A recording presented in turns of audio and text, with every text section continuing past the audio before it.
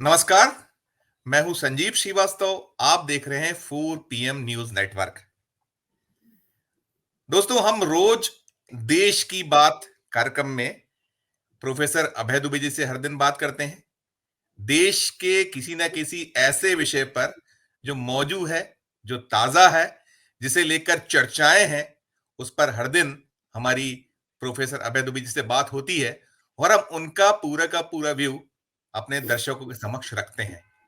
देश इस समय राममय है, नरेंद्र मोदी में है, गुजरात में है, लोकसभा का चुनाव निकट है और इस समय पूरी राजनीति यदि कहीं सिमटी है तो वो मोदी जी के इर्द गिर्द जैसा होता चला आया है, वैसे ही उनके आसपास सिमटी हुई है। और इस समय तो राम मंदिर की प्राण प्रतिष्ठा का आयोजन, जिसे 2 दिन बाद 22 जनवरी को होना है, तो उसे लेकर भी देश में एक भक्ति और एक उत्सव का सा माहौल है। इन सब के बीच प्रधानमंत्री जी अन्य राज्यों के दौरे भी सतत कर रहे हैं।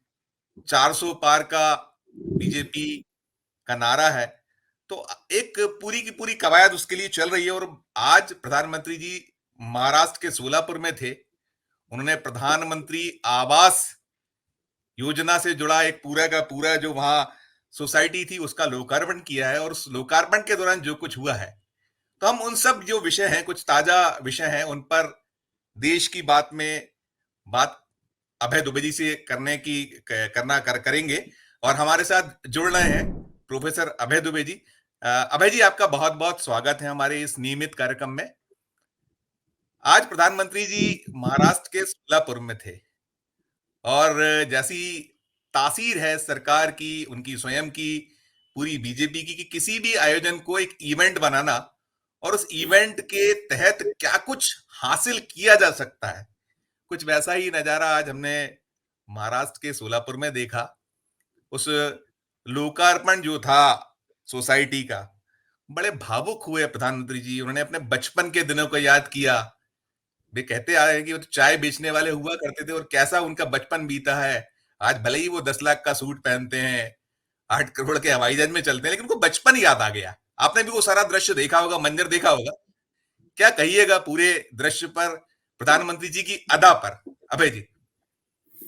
देखिए, आपको ध्यान होगा जब 2013 में नरेंद्र मोदी को प्रधानमंत्री पद का उम्मीदवार बनाया गया, तो उनके गुरु रह चुके, मैं रह चुके शब्द का खास तौर से इस्तेमाल कर रहा हूं, क्योंकि उस वक्त तक लाल कृष्ण आडवाणी उनके गुरु नहीं रह गए थे। लेकिन एक जमाने में लाल कृष्ण आडवाणी उनके मेंटर थे, उनके पथ प्रदर्शक थे। और उनकी जो रथ यात्रा थी, उस रथ यात्रा का प्रबंधन प्रमुख रूप से जिन लोगों ने किया था, उस सूची में नरेंद्र मोदी का नाम सबसे ऊपर था। तो आपको ध्यान होगा, आडवाणी जी ने ये कहा था कि नरेंद्र भाई बहुत अच्छे इवेंट मैनेजर हैं। जी जी। और ये बात नरेंद्र भाई को बहुत उस वक्त बुरी लगी होगी, और उसके बाद उन्होंने फिर धीरे धीरे करके आडवाणी जी को पथ प्रदर्शक मंडल में, मार्गदर्शक मंडल में भेज ही दिया अस्थायी रूप से। बहरहाल, तो इस वक्त तो जिस जिस किस्म का वो अयोध्या में इवेंट मैनेजमेंट कर रहे हैं, उसमें उन्होंने अपनी प्रतिभा की जो सीमाएं थी, उन सीमाओं को भी वो लांघ गए हैं। इस स्तर का इवेंट मैनेजमेंट जो अयोध्या में अयोध्या उत्सव के रूप में हो रहा है, मैंने न कल्पना की थी और ना ही मैंने अपने गुजरी हुई जिंदगी में कभी उसको देखा। बहरहाल, तो वो बहुत बढ़िया इवेंट मैनेजमेंट करते हैं, और उस वक्त और भी अच्छा करते हैं जब उस इवेंट के केंद्र में वो खुद ही हो। और बिल्कुल। राजनीति में नाटकीयता उसका एक अनिवार्य पहलू है। जी। हर नेता कुछ ना कुछ नाटकीय होता है। पॉलिटिक्स में परफॉर्मेंस करना पड़ता है सबको, जनता के सामने परफॉर्म करना पड़ता है, संसद में परफॉर्म करना पड़ता है, अफसरों के सामने परफॉर्म करना पड़ता है। तो एक नाटकीयता का पहलू उसमें होता है अनिवार्य रूप से। लेकिन नरेंद्र मोदी ने इस पहलू को भी एक एक नई ऊंचाई पहुंचा दिया है। आप देखिए, वो समुद्र की गहराइयों में उतरते हैं, वो तेजस में बैठकर आसमान की सैर करते हैं, आसमान में जी। उड़ते हैं। उसके बाद वो केदारनाथ की एक कंदरा में तपस्या करते हैं, तब उस पर विद गेरुआ कैमरा। वस्त्र पहने होते हैं। जब खुले कैमरा में हर जगह तपस्या होता है। करते हैं, तब कै, वो श्वेत वस्त्र कै, पहने पहने होते हैं। तो कैमरा ये हर जो जगह पूरा, होता है। हाँ देखिए, कैमरा ये हर जो जगह पूरा होता है। हर जगह होता है। और उसके बाद जब बनारस में जब वो नाव में होते हैं तो उनके ऊपर 16 कैमरे होते हैं और अकेले होते हैं वो नाव में उस वक्त। तो ये सब जो है, ये बात भारत के किसी ये योग्यता भारत के किसी प्रधानमंत्री में पहले नहीं थी। मीडिया का साइज भी ऐसा नहीं था उस वक्त, संचार क्रांति भी नहीं हुई थी और कैमरों की किसी प्रधानमंत्री को इतनी जरूरत भी नहीं होती थी, कि जमाना भी दूसरा था।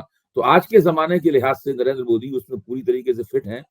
और जहां तक जज्बाती होने का सवाल है, वो ऐसा संसद में भी एक बार कर चुके हैं, पहले भी जज्बाती हो चुके हैं। जहां तक उनके बचपन का सवाल है, ये एक ऐसी चीज है जो रहस्यों के आवरण में है। किसी को नहीं पता है कि नरेंद्र मोदी का बचपन दरअसल किस तरीके से बीता। उनकी युवा अवस्था की जो तस्वीरें हम लोगों के सामने आती हैं, एक तस्वीर मैंने उनकी देखी है जिसमें वो राइफल लिए हुए हैं और वो शिकार पार्टी में मैंने बैठे हुए उनको देखा था। तो जो व्यक्ति राइफल लिए हुए है, शिकार पार्टी में जा रहा है, उसका बचपन कैसा गुजरा होगा।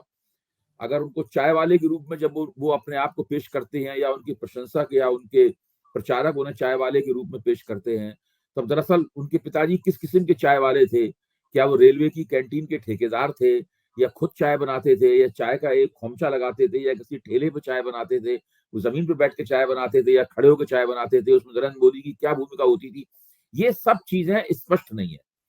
ये सब चीजें, अब उनकी शिक्षा फिर कैसे हुई, उनकी डिग्री कैसी है, कई ऐसी बातें हैं जो रहस्यों के आवरण में हैं। और मुझे नहीं लगता कि जब तक वो प्रधानमंत्री रहेंगे तब तक इन रहस्यों का पूरी तरीके से हमें पता लगेगा। घर में वो किस प्रकार के घर में रहते थे, कुछ नहीं पता है। तो जो वो कहते हैं उसी के ऊपर विश्वास करना पड़ता है। और अगर उन्होंने जज्बाती हो गई ये बात कही है, तो उनके प्रशंसकों ने और भी ज्यादा तत्परता से उसके ऊपर विश्वास किया होगा। लेकिन मैं ये मानता हूं कि भारत का प्रधानमंत्री फिर 10 साल से इस देश का नेतृत्व कर रहा है, जिसका दावा है कि अगले 5 साल भी नेतृत्व करेगा और उसके अगले 5 साल भी नेतृत्व करेगा। ध्यान कीजिए, उन्होंने कहा था, जब उनसे एक पत्रकार ने कहा कि आप तो अब 10 वर्ष आपको हो चुके हैं, 2 बार आप प्रधानमंत्री रह चुके हैं, इससे ज्यादा और क्या हासिल करेंगे जीवन में। तो नरेंद्र मोदी ने ये कहा था, मैं अलग धातु का बना हुआ हूं, यानी अभी मैं फिर चुनाव लड़ूंगा और फिर से प्रधानमंत्री पद की दावेदारी करूंगा। तो जो व्यक्ति देश का नेतृत्व इतने दिनों से कर रहा है और ज्यादा इतने ही दिनों तक और नेतृत्व करने की इच्छा रखता है, उसके बारे में ये स्पष्ट रूप से आना चाहिए कि उसका बचपन कैसे गुजरा, उसकी युवावस्था किस तरीके से गुजरी, उसकी शिक्षा दीक्षा कैसे हुई, उसने किस विषय में कहां से पढ़ाई की, कैसे उसको डिग्री प्राप्त हुई। ये सारी चीजें जो कि एक धुंधलके में है, ये स्पष्ट होकर हम सब लोगों के सामने आना चाहिए। ऐसी मेरी भी इच्छा है। मैं भी जानना चाहता हूं कि देश के प्रधानमंत्री के बारे में सारी चीजें साफ साफ हों, साफ साफ तौर पे एक दस्तावेज बंद होकर, सिक्का बंद तरीके से, प्रामाणिक तरीके से हम सब लोगों के सामने आए।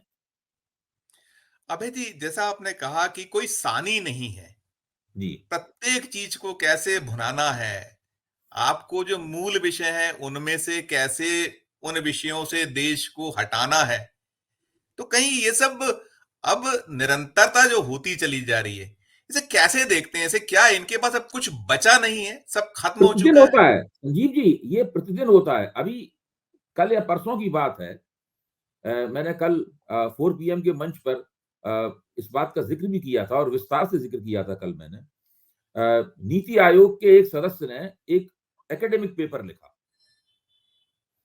उस पेपर को मीडिया ने इस तरह से पेश किया जैसे कि नीति आयोग की रिपोर्ट हो, जबकि नीति जी। आयोग की आधिकारिक रिपोर्ट नहीं थी। और उसके अंदर एक बहुत ही साधारण किस्म की मैथमेटिकल कवायद करके ये दिखाया गया था कि 25 करोड़ लोग गरीबी से बाहर निकले हैं। प्रधानमंत्री ने फौरन उसको ट्वीट किया और उसके जी। बाद से वो लगातार इस बात को कह रहे हैं कि पिछली सरकारें कमजोर थी और हम 25 करोड़ लोगों को गरीबी की रेखा से बाहर निकाल दिया। जबकि हम सब लोग जानते हैं कि ये लगभग असंभव है कि 25 करोड़ लोग गरीबी की रेखा से बाहर निकल गए हों, क्योंकि देश की इस वक्त जो स्थिति है, जो उन्होंने नोटबंदी के रूप में जो असंगठित क्षेत्र के ऊपर एक सर्जिकल स्ट्राइक की थी, जिससे असंगठित क्षेत्र तबाह हो गया। और हम जानते हैं कि देश में 94% लोग जो हैं वो असंगठित क्षेत्र में काम करते हैं, केवल 6% लोग ही संगठित क्षेत्र में काम करते हैं।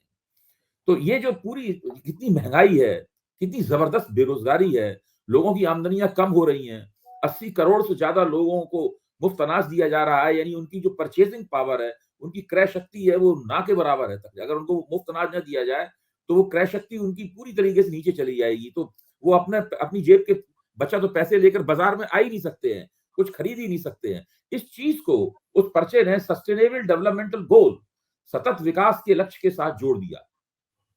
सतत विकास के लक्ष्य में तो केवल वही भागीदारी कर सकता है इसकी कुछ क्रय शक्ति हो। जो लोग मुफ्त अनाज पे गुजर बसर कर रहे हैं, उनकी क्या क्रय शक्ति होगी? इनके पास रोजगार नहीं है, उनकी क्या क्रय शक्ति होगी? ऐसी हालत में लगातार राष्ट्रीय मंच से ढिढोरा पीटा जा रहा है कि हमने 3 खरब डॉलर की अर्थव्यवस्था बना दी है, जल्दी ही हम 5 खरब डॉलर की अर्थव्यवस्था बना देंगे। तो ये सारी प्रक्रियाएं चल रही हैं और इस तरीके से चल रही हैं जैसे कि उन्हें पता है कि कोई इसका ठीक से खंडन नहीं करेगा, कोई उसके मुकाबले कोई भरोसे लायक दस्तावेज नहीं पेश करेगा। ऐसा कोई संगठन नहीं है, ऐसा कोई दल नहीं है, ऐसा कोई बुद्धिजीवियों का समूह नहीं है जो उसके खिलाफ एक ऐसा श्वेत पत्र जनता के बीच में पेश कर दे जिससे हमारी सब बातों की पोल खुल जाए। इस पूरा विश्वास, उन्हें पता है कि हम जो बोलेंगे वही लोग मानेंगे, इस क्योंकि दूसरा कोई है ही नहीं, दूसरा कोई बोल ही नहीं रहा है। वो पूरी राजनीतिक परिस्थिति को कुछ इस तरह का बना दिया है उन्होंने, जैसे कि मैदान में केवल एक ही टीम खेल रही हो, दूसरी टीम ही नहीं खेल रही हो। वो जो उन्होंने आज जो आवास योजना की जो पूरी की पूरी सोसाइटी का लोकार्पण किया, उसमें जो भावुक हो गए, उन्होंने बड़ा रुंधे गले से पूरे देश ने उसको देखा। एक तो वो जी। तस्वीर थी, दूसरी तरफ ये भी एक बड़ी तस्वीर वायरल हो रही है, आपने देखा होगा, अभी हम लगातार हुँ, उसको देख रहे हैं, उसकी पुष्टि करने का प्रयास कर रहे हैं कि हुँ। यही इस तरीके के आवासों में लोगों को रिश्वत देना पड़ती है अपने घर को पाने के लिए। ये भी एक बड़ी आज तस्वीर निकल के आई हुई है, वो बहुत ज्यादा वायरल है। मोदी तो बार बार कहते हैं कि उनकी गारंटी है, लेकिन दूसरी तस्वीर कैसे देखेंगे आप इसको कि एक तरफ आप लोकार्पण करते हैं, आप कहते हैं कि गरीबों का सपना पूरा किया, वो सपना पूरा कैसे हो रहा है? रिश्वतें देना देखिए पड़ रही है, वो कह वो रहे हैं मैं ऐसे खाऊंगा नेता तो हैं, खाने दो, मैं मतलब इस तरह कथनी का और कोई करनी नेता क्या क्या कहेंगे? पिछले 30-35 साल से मैं राजनीतिक समीक्षा कर रहा हूँ, राजनीति को समझने की कोशिश कर रहा हूँ और भी प्रधानमंत्रियों को हम लोगों ने देखा है, जो लोग प्रधानमंत्री नहीं रहे लेकिन देश के बड़े महत्वपूर्ण नेता थे, जैसे जयप्रकाश नारायण। मेरी उम्र ज़रूर कम थी उस वक़्त, काफ़ी कम थी, लेकिन तब भी मैं इतना समझदार था कि जयप्रकाश नारायण की राजनीति को समझ सकूँ और डॉक्टर लोहिया के बारे में सुना करता था। अ, देखिए, कोई भी नेता जो जनता के साथ जुड़ा होगा और जन सेवा में जुड़ा हो जन सेवा कर रहा होगा, उसके अंदर एक तरह का भावावेग होता है और वो भावावेग कभी-कभी फूट पड़ता है। बड़े-बड़े महान नेताओं के जीवन में इस तरह के क्षण आते हैं, जबकि वो भावावेश में आकर उनकी आँखें नम हो जाती हैं, आँखें नम हो जाती हैं। लेकिन पता नहीं क्यों नरेंद्र मोदी जब ये करते हैं, तो ऐसा लगता है कि ये अति नाटकीयता हो। मेलोड्रामा इसको बोलते हैं। तो ये अति नाटकीयता का प्रकरण मुझे ज़्यादा लगता है।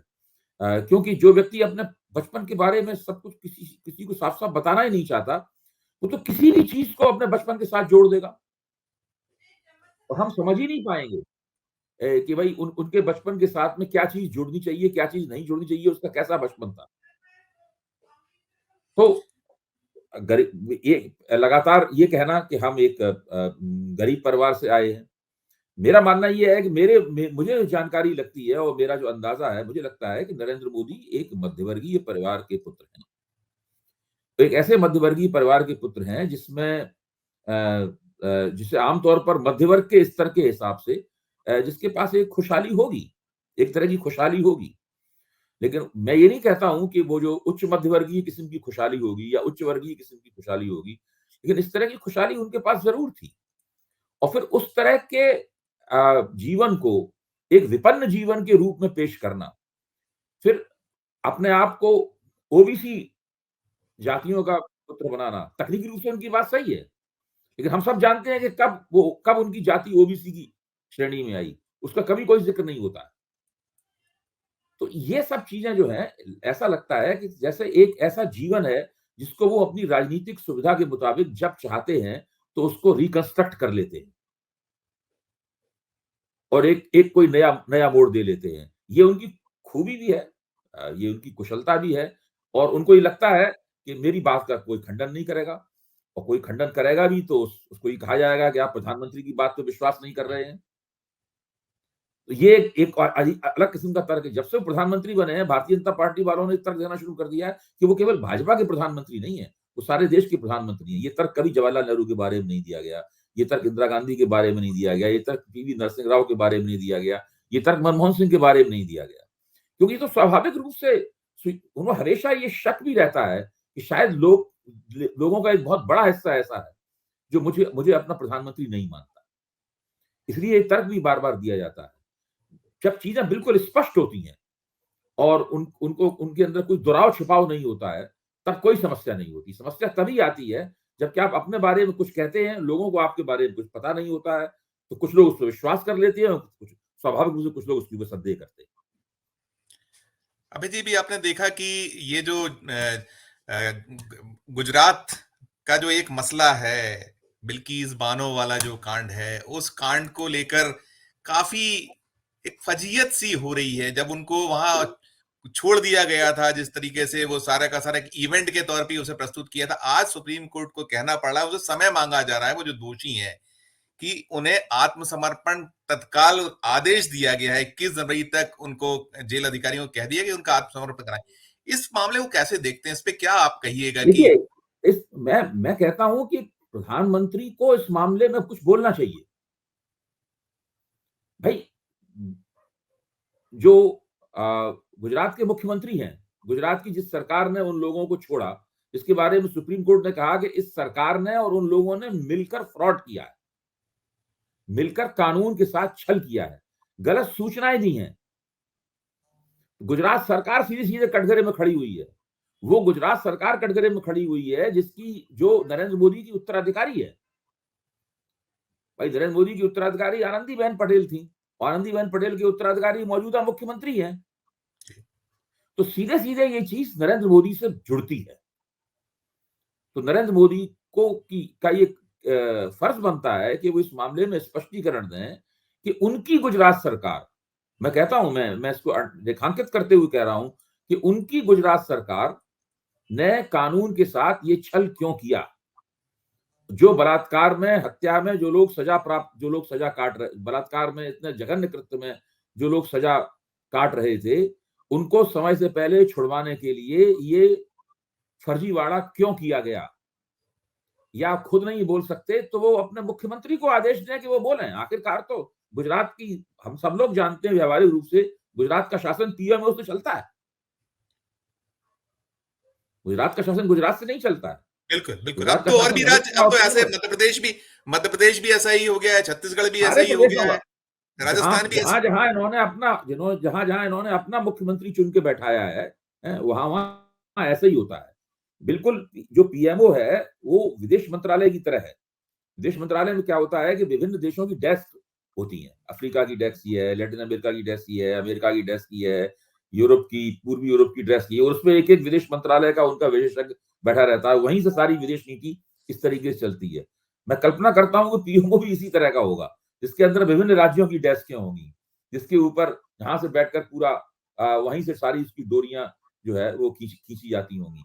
तो उनको चाहिए कि वो प्रधानमंत्री अपने मुख्यमंत्री से कहें कि भाई वो इसकी एक सफाई तो पेश कर रहे हैं कि हुआ कैसे। सुप्रीम कोर्ट की टिप्पणी के अनुसार जिन लोगों ने ये फर्जीवाड़ा किया है, क्या उनको गुजरात के मुख्यमंत्री ने दंडित किया? हो सकता है गुजरात के मुख्यमंत्री की जानकारी के बिना ये फर्जीवाड़ा हो गया हो। सरकार में बहुत सारे लोग होते हैं, अलग अलग स्तरों पर भी ऐसे काम हो सकते हैं, जरूरी नहीं कि मुख्यमंत्री को पता हो। अगर ऐसा है तो यही स्पष्ट रूप से सामने आया। इसके ऊपर चुप्पी क्यों है इतनी? सुप्रीम कोर्ट के जजमेंट के बाद ये जो चुप्पी है, ये बहुत अखरने वाली चुप्पी है। इस चुप्पी को प्रधानमंत्री को तोड़ना चाहिए या मुख्यमंत्री से तोड़वाना चाहिए। आप उम्मीद करते हैं जो मणिपुर पे नहीं बोले, सब कुछ देश ने देखा, और उनसे मणिपुर में आज चुप्पी तक हत्याएं तोड़ेंगे, हो वो रही चुप्पी हैं। तोड़ेंगे, ऐसी उम्मीद करते हैं क्या आप? किसी भी संजीव जी, मणिपुर में आज तक हत्याएं हो रही हैं।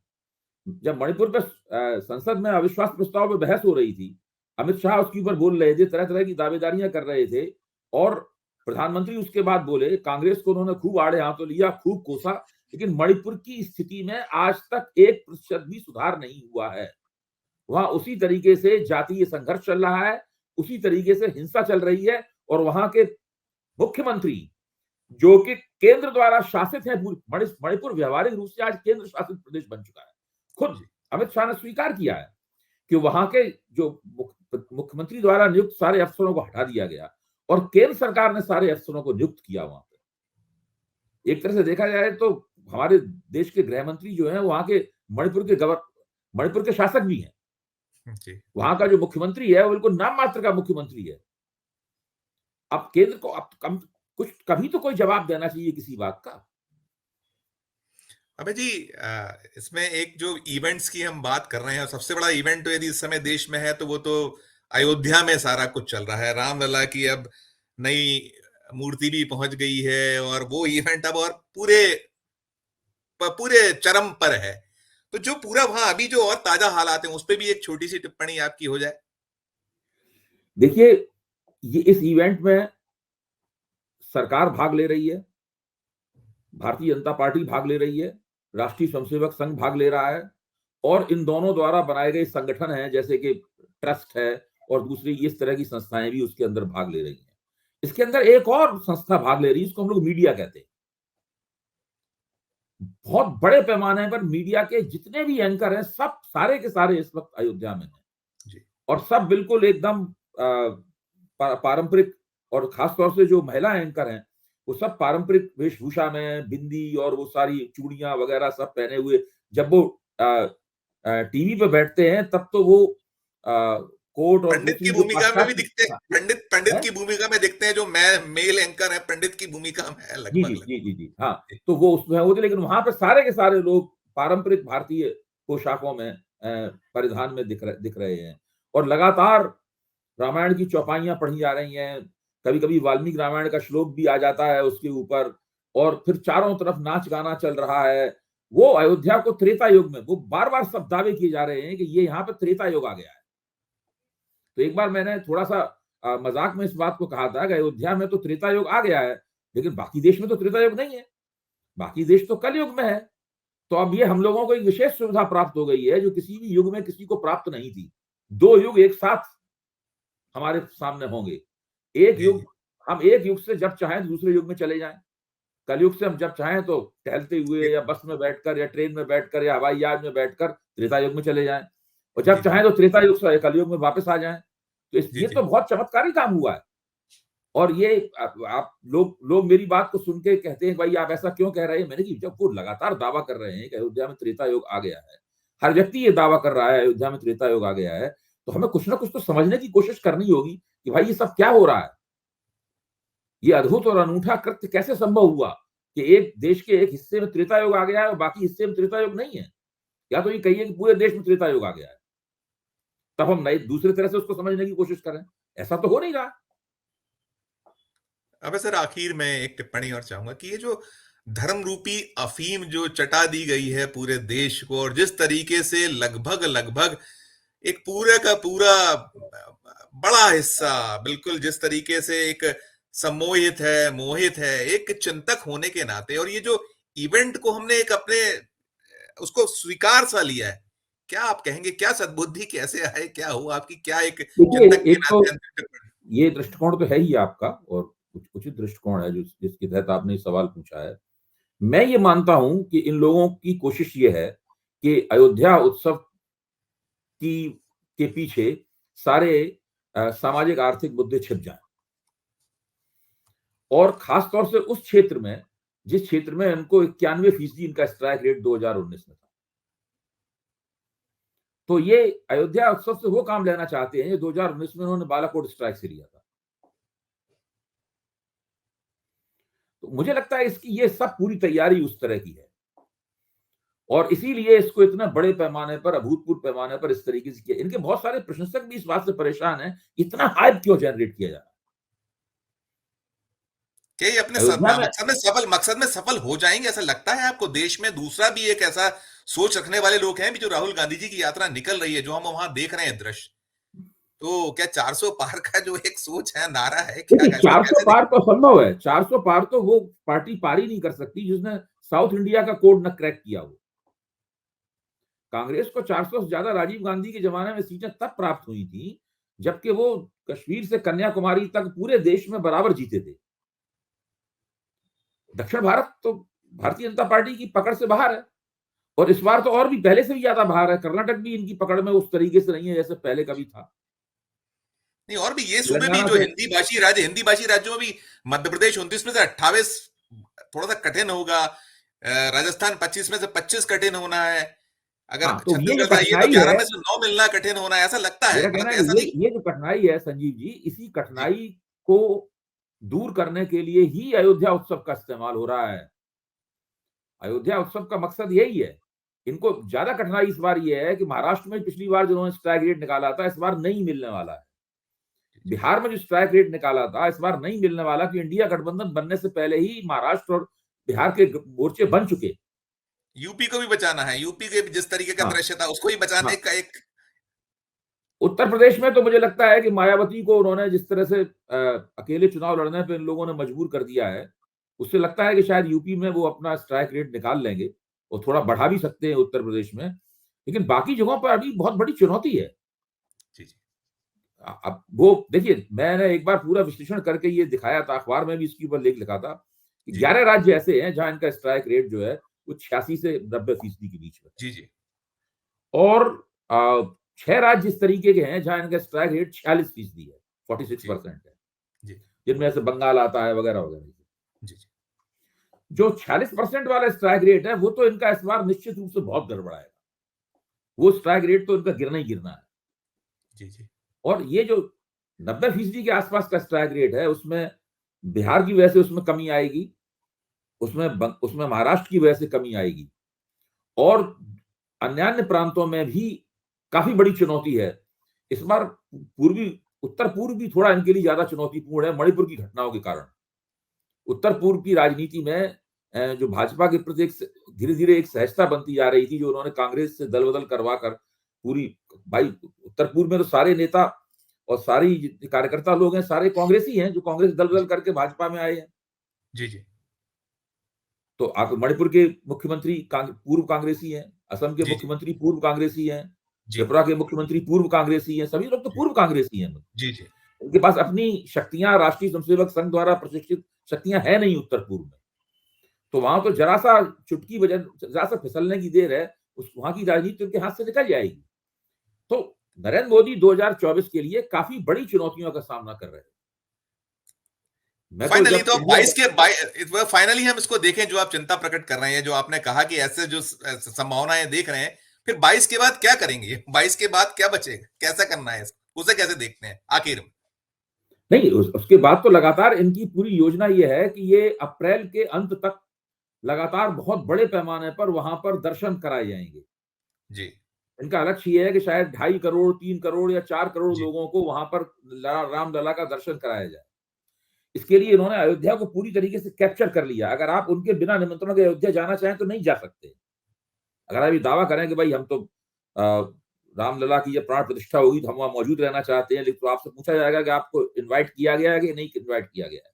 तो समाजवादी पार्टी ने वहां अपना होटल बुक कराया तो उनकी होटल की बुकिंग कैंसिल कर दी गई। भाई उन्होंने जो आयोजक लोग हैं हमसे पूछ के नहीं किया। तो वहां तो स्थिति है कि पूरा इलाका जो है वो इनके कब्जे में है। इसमें वही लोग जा सकते हैं जिनको ये लोग चाहते हैं कि वहां जाएं। राम ही बेड़ा पार लगाएंगे ऐसा लगता है। हाँ, तो वो इस मुतवातिर एक धारा प्रवाह रूप से वो अप्रैल के आखिर तक करोड़ों करोड़ों लोगों को वहां दर्शन कराया जाएगा। इसी तरीके से टीवी पर जिसको गोदी मीडिया या सरकारी मीडिया जो भी कहा जाए, वो प्रचार कार्य चलता रहेगा। एंकर लोग इनके लिए नाच गाना करते रहेंगे वहां पर, बिंदी लगाए हुए, चूड़ी पहने हुए, ये सारा काम चलता रहेगा। अभय जी, हमसे बात करने के लिए बहुत बहुत धन्यवाद। देश की जी। बात जो आपने देश के लोगों को समझाया, बहुत शुक्रिया आपका। तो ये थे अभय जी, जिनका साफ दृष्टिकोण है कि अब बीजेपी, उनके जो सहभागी दल हैं, वो सिर्फ राम के भरोसे हैं। राम के नाम पर बेड़ा पार करने का प्रयास होता रहेगा, लेकिन ये देश के हाथों में है कि वो इस चीजों को समझे कि इसके पीछे जो मूल विषय हैं, मूल मुद्दे हैं, उनको ध्यान हटाकर ये जो एक सिलसिला चल रहा है, ये शायद देश के हित में नहीं होने वाला है, देश का इससे भला नहीं होने वाला है। इस कार्यक्रम में आज इतना ही। हम आपसे यही कहना चाहेंगे कि हमारा ये कार्यक्रम आपको कैसा लगा, इसे लेकर हमारे कमेंट बॉक्स में जाकर कमेंट कीजिए। हमारी जो चैनल है उसे निरंतर देखते रहिए, हमारी हौसला अफजाई करते रहिए और हमारे साथ बने रहिए। धन्यवाद, नमस्कार।